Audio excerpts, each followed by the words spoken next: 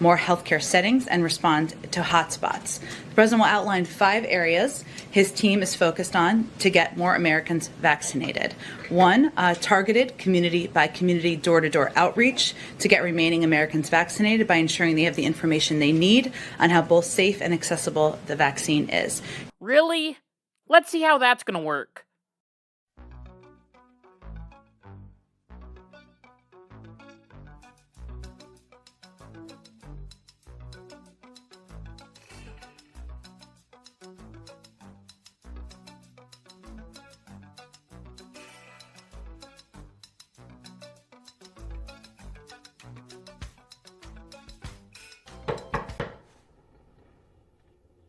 Huh?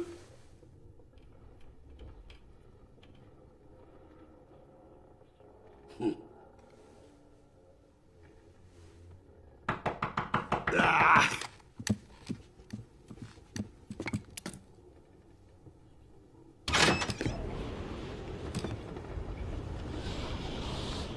Ah! Hey, Mr. Fredrickson! It's me, Russell! What are you doing out here, kid? I came all the way up here because Joe Biden told me that you were the last person that needed the vaccine. Sir, can you please take the vaccine now? No.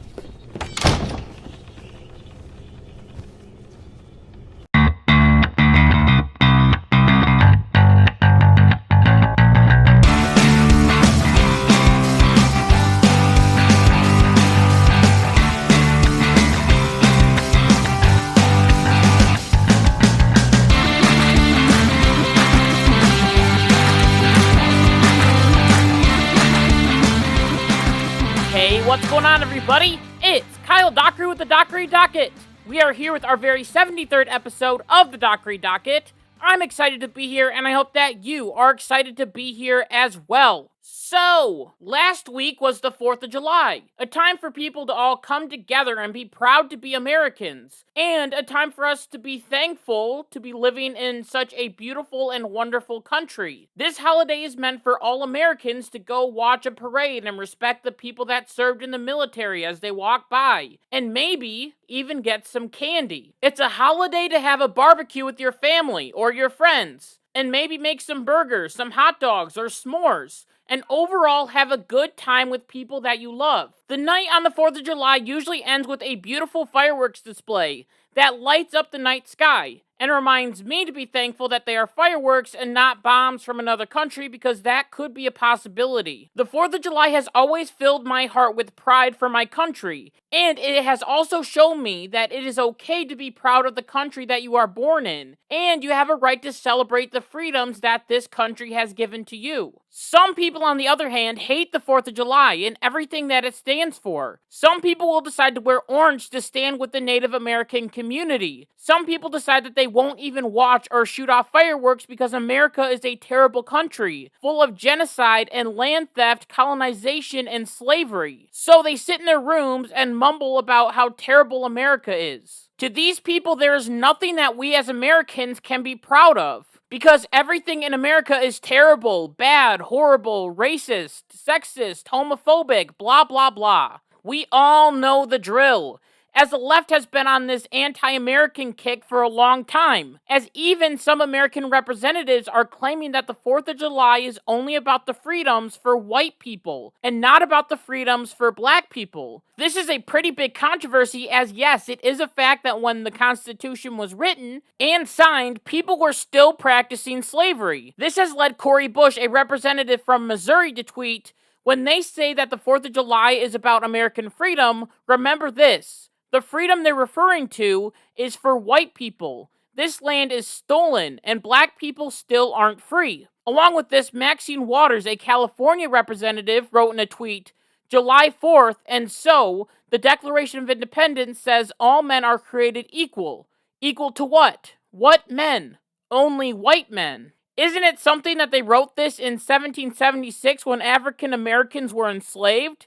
They weren't thinking about us then, but we're thinking about us now. Now, both of these tweets would make sense in the context of 1776. As I already said, at that time, African Americans were not free, as America was still practicing slavery. Luckily for all of us, today we no longer have slavery or Jim Crow laws that stop, say, a person of color to run to be a representative of Missouri or California, as both of these women have the freedom to do. Along with this, the idea that the Constitution was only written for white people and the freedom of white people is not true as well. As in Maxine Waters' tweet, she quotes Frederick Douglass and his speech, "What to the slave is the 4th of July."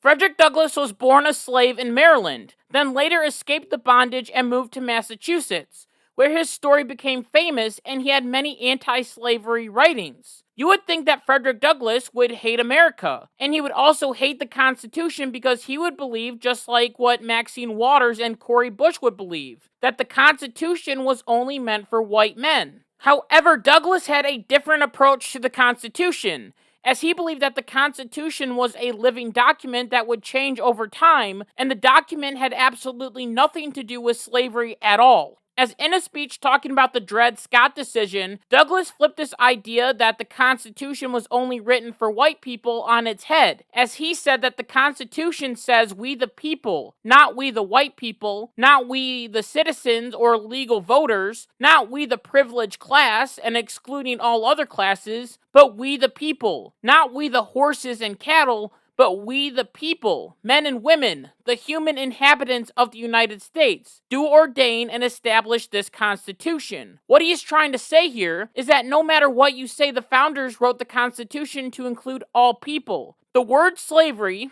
or a right to keep and own slaves, is not even written into the Constitution at all. Meaning that if the Constitution was implemented the way that it was written, then slavery would have had no ground to stand on, and it would absolutely fail. And Frederick Douglass also wrote about this, and he said that freedom of speech and liberty was stronger than slavery. However, the reality is that there was still slavery at this time, and it was a terrible and horrible thing. So what happened? Why is it that the Founding Fathers, according to history, hated slavery and wanted it to be abolished, but still owned slaves and let slavery continue? First of all, there is factual evidence that proves that the Founding Fathers hated slavery and wanted it to be abolished, either by the Constitution or by the President. As there was a letter written from George Washington to Robert Morris, where Washington said, "There is not a man living who wishes more sincerely than I do to see some plan adopted for the abolition of slavery. But there is only one proper and effective mode by which it can be accomplished, and that is by legislative authority, and this is, as far as my suffering will go, shall not be wanting." From this quote, this makes me believe that George Washington did want to get rid of slavery, but he also didn't want to overstep his power and make some big declaration law like a king in Europe would do, which is the whole reason we left Great Britain in the first place. Is it hypocritical and sad that George Washington hated slavery and still decided to do nothing about it? Is it also sad and hypocritical that Washington himself believed that slavery was wrong and was a stain on the country, but still decided to keep his slaves until he died? Yes, it is. And it would have been a great sign of where the country was going, because the country was going on the direction of no more slavery, if he were to free his slaves or trying to pass some law that absolutely outlawed slavery. However, let's go back a little bit to the writer of the Constitution, Thomas Jefferson. How did he feel about slavery? Well, it is a fact that Thomas Jefferson was not a fan of slavery when writing the Declaration of Independence. As in a draft of the Declaration of Independence, he blamed Britain for their role in creating the transatlantic slave trade that he described as a crime against humanity. As he wrote, "He, meaning King George, has waged cruel war against human nature itself, violating its most sacred right of life and liberty, in the persons of different descent who never offended him, captivating and carrying them into slavery in another hemisphere or to incur miserable death in the transportation thither. This line attacked slavery, and if this was put into the Constitution, it would have changed America forever, as the country would have from the very beginning hated slavery and all of its evils. However, as we know, this was not included into the final draft of the Constitution for the same reason that America, a few decades later, would end up in its bloodiest war. The colonies were all split on the idea of slavery, and the Founding Fathers knew that if they included this section of the document into the Constitution, the South would not have accepted it, which would have caused a lot of problems for a very young country, and so they had to erase it. Is it hypocritical and also sad that Thomas Jefferson, just like George Washington, and other founding fathers hated slavery, but they themselves still owned slaves? Yes. And once again, it would have been amazing for the entire country if the Constitution claimed that slavery was wrong and evil from the very beginning. The slaves could have been turned into citizens on the signing of the document, and there wouldn't have been a need for a bloody civil war. However, sadly, the Founding Fathers knew that this wasn't the right time to get rid of slavery, so they decided to create a document that hopefully would have gotten rid of slavery in the near future. As the Founding Fathers created a living document that they wanted the people of the United States to live up to after they were gone. According to the conclusion of Frederick Douglass's piece talking about the Dred Scott case, he says, "All I ask of the American people is that they live up to the Constitution, adopt its principles, embed its spirits, and enforce its provisions." He continues by saying, "When this is done, the wounds of my bleeding people will be healed. The chains will no longer rust on their ankles. Their backs will no longer be torn by the bloody lash, and liberty, the glorious birthright of our common humanity, will become the inheritance of all the inhabitants of this highly favored country. The Constitution, the Declaration of Independence, and of course the 4th of July were not just about the freedoms for only white people, but it was meant for all people, all Americans. It just took time for America to finally live up to our founding documents." One of my biggest fears is that soon we will say that the 4th of July is Independence Day only for white people, and let's say, for example, Juneteenth is Independence Day for black people. While I still believe that it is important to celebrate Juneteenth, as I talked about a few weeks ago, having two Independence Days causes division within the country, which is something that we don't need more of, as there are other things besides the 4th of July that are starting to divide us more. As now, even the American flag, the flag that is supposed to unite the country, has instead turned into something that is starting to divide us. The issue with this is that it isn't just some big celebrity shots that are calling the flag racist and terrible, as yes, there are people like that, which we will talk about, but there are people, average Americans, that are having trouble when it comes to the American flag. As there was a man named Peter Triber Jr. who owned a potato truck that had the American flag on it, and this drew attention to his farm. Then he started to sell some produce at the local market, and people started to get hesitant with him. Then with one of the customers, his liberal leaning slipped, and the customer exclaimed to him, "Oh, phew, you know, I wasn't sure about you. I thought you were some flag-waving something or other." She was apprehensive because of the American flag. The problem that we are seeing here is that the American flag is seen as the conservative flag, and this could be the fault of Donald Trump, which isn't really a bad thing as President Trump loved the American flag, and so did his followers. This led to the false idea that the flag was only for conservatives, when it should be that no matter who the president is, they should love the American flag and see it as a uniting symbol. So while conservatives were loving the American flag, the left associated the flag as a relic of Donald Trump and white supremacy and all that stuff. This idea has led people to claim that the flag is frightening to them, as according to a reporter named Mara Gay, she went to Long Island to visit one of her friends and saw something that scared her. As she said, "I saw, dozens and dozens of pickup trucks with expletives against Joe Biden on the back of them, Trump flags, and in some cases just dozens of American flags, which is also just disturbing," which essentially the message was clear. This is my country. This is not your country. I own this. Now, I can definitely understand the divisiveness of the Trump flag and also the anti-Joe Biden bumper stickers or phrases that they have. However, we should be able to live in a country where if we see the American flag, we see it as a sign of unity,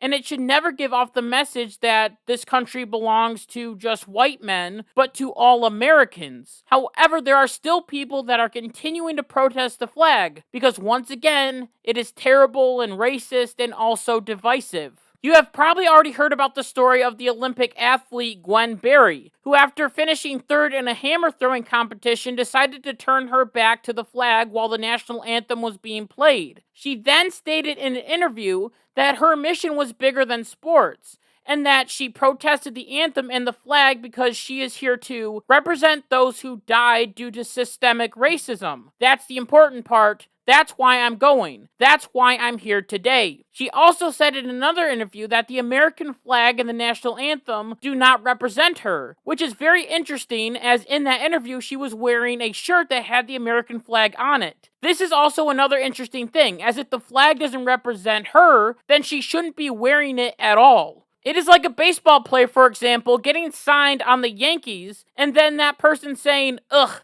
I hate the Yankees. These pinstripes are stupid, and the history of the team is stupid. I'm not wearing this." That person would probably be fired right away. Another issue that I have with this whole issue is that this was all a publicity stunt that she did to gain attention. As after the stunt, she also wore a shirt that said athletic activist. She wanted to do this and to make a name for herself, and I guess she did. Congratulations. And the sad reality is that this won't be the only time that this happens in the Olympics or other sports, as more and more players will try to protest the flag and anthem, because apparently it gets them a deal with Nike, just like it did for Colin Kaepernick. Speaking of the national anthem, do you want to know what else the left finds racist? The national anthem. That's right, another thing that is supposed to unite us is slowly starting to divide us. We saw this with the Owen Barry situation that I just talked about, and also with Colin Kaepernick. The anthem is racist and it needs to change, or we need to sing another national anthem to appeal to everyone. This happened on the 4th of July as PBS hosted the annual Capitol 4th program that sparked outrage as Vanessa Williams sang the Black national anthem, which is called Lift Every Voice and Sing. Now, it is important to mention that this did not replace the national anthem, as this was also sung on that night. And I am also glad that people are using this song to celebrate America, and I think that is at least a good thing.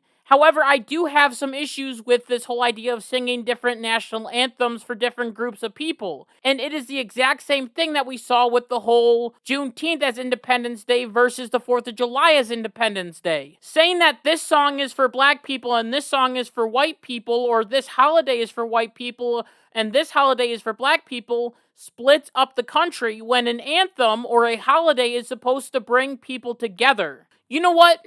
Just sitting here and thinking about the national anthem and bringing people together, I have a proposal for the left and people that want to change the national anthem. What if we changed the national anthem? My proposal is that we keep the Star-Spangled Banner, but we pick a different verse. As there's a verse in the Star-Spangled Banner that you probably haven't heard of because it wasn't even written by Francis Scott Key, as this new verse was written by a poet named Oliver Holmes, who wrote it in 1861, a year where the United States was literally split in half by the Civil War. Brother was against brother. Blood stained the ground of both the North and the South. So he wrote how he felt. As he wrote, "When our land is illumined with liberty's smile, if a foe from within strikes a blow at her glory, down, down with the traitor that dares to defile the flags of her stripes and the page of her story. By the millions unchained, who our birthright had gained, we will keep her bright blazon forever unstained, and the Star-Spangled Banner in triumph shall wave, while the land of the free is the home of the brave." What this could possibly do is reunite the country. This verse of the song talks about the past and how America had people enslaved, but we the American people, black and white, defeated the foe that was within our very country. And now the enslaved and the unslaved can live in the land of the free and the home of the brave. In the end, I call this episode the last 4th of July because I am nervous that in the future, Our children will not celebrate this great holiday because it will be seen as racist. This won't happen if we as Americans decide to stand unified on our founding documents, our flag, and our national anthem. Or we could fall apart just like before in the Civil War, which is something that no American should want, as in the end of Abraham Lincoln's Gettysburg Address, standing on the ground where thousands of men tried to protect this great union and also make a better union for the enslaved people, he said, "It is rather for us the living we here be dedicated to the great task remaining before us, that from these honored dead we take increased devotion to that cause for which they here gave the last full measure of devotion, that we here highly resolved these dead shall not have died in vain, that the nation shall have a new birth of freedom, and that government of the people, by the people, for the people, shall not perish from this earth." That was really hard to say because Abraham Lincoln said that a long time ago, and they didn't have like a better translation. Anyway, it is time for America to have a new birth of freedom. It is time for Americans to realize that these men did not die in vain, but they died for the freedom of the slaved and also to protect the Union. Yes, America has its faults. And yes, it is not a perfect country, as no country truly is perfect. However, the efforts that we have made to try and right those wrongs have been extraordinary. I think that is something that we can all unite around. And with that, I just want to thank you so much for listening to this episode of the Dockery Docket. And until next time, like my mom always says, be good, be kind, be loving, goodbye.